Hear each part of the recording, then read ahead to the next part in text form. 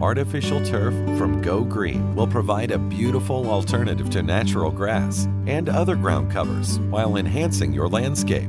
Our selection of turf designs ensures you have a year-round green lawn and a virtually maintenance-free surface, which affords more free time to enjoy your lawn every day. Installation is easy and guaranteed to last for years to come by following a few simple yet important first steps. By carefully following installation guidelines that can be downloaded from www.asgi.us, you will ensure a successful completion of your project, a beautiful, carefree lawn. Measuring material, excavate existing soil, base installation, alternative base installation, turf installation, infill installation, cleanup. Important first steps must be considered so your installation is optimal and executed correctly.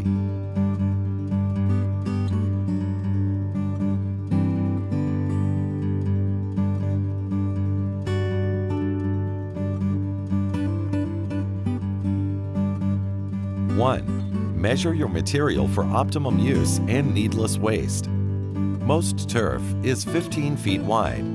Determine the best direction of turf for minimal waste. Make sure the layout has the turf all laying the same direction. Step 1 is to measure the length and width of area to be covered. Synthetic grass typically comes with a 15-foot width and lengths of 25 feet to 100 feet. Square and rectangular designs are easily measured, but with all installations, 6 inches extra product should be allowed for all edges. For abstract, varied, and irregular shapes, careful procedures should be followed by measuring width and distance of largest shape to be covered to determine the amount of turf needed. More detailed and specific guidelines can be found at www.asgi.us.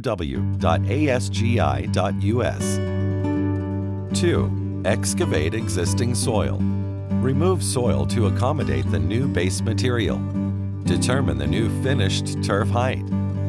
Excavating the site to be covered with your new synthetic grass is the next step for proper installation. Remove all asphalt, concrete, rocks, and all other obstructions so you have an absolutely smooth and compacted surface that will properly accept the base installation and the final turf layer.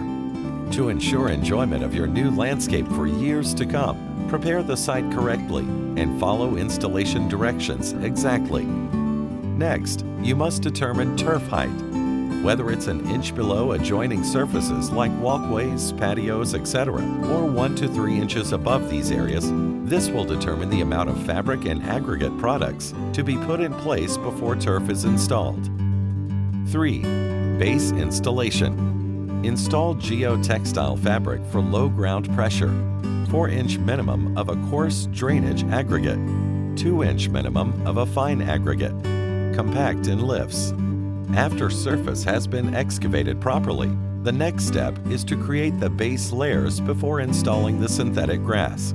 Over natural soil conditions, porous synthetic fibers are put on top of the excavated soil. Next, layers of aggregate are added to achieve the desired height of the cover. Following the steps as outlined on the ASGI website will give the help needed to complete the job. Alternative base installation. Cover the installation site with geotextile fabric. Layout panels. Lock together. Place screws around perimeter. Fabrics should overlap at least 6 inches. Stretch tightly and lock together with either staples or nails to secure them to the ground and in place. Place screws along the perimeter to ensure edges are defined and ground cover stays securely in place. 5. Turf installation. Install geotextile fabric for weed barrier. Unroll turf. Make seams. Pull turf tight to remove wrinkles. Trim edges.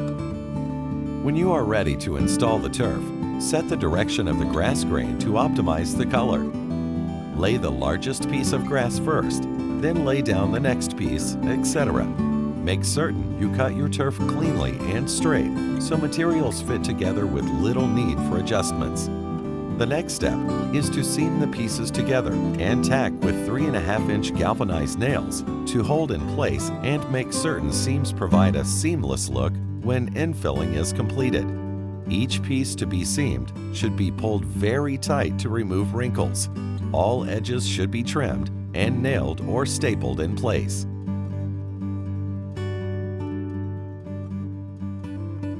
Make sure the turf is all laid with the pile facing the same direction. The general rule of thumb is when we flip this over, we're going to cut 2 to 3 stitch rows off in case of any yarn shrinkage. We are going to slide both pieces together. Next, we're going to do what's called dry fitting. This is where we loose lay the turf so we can get the seam how we want it before we put the seam tape down. Once we've gotten it like we want it, we're going to unroll the seam tape along the area to be seamed. Now we'll take the piece on your right and flip it over.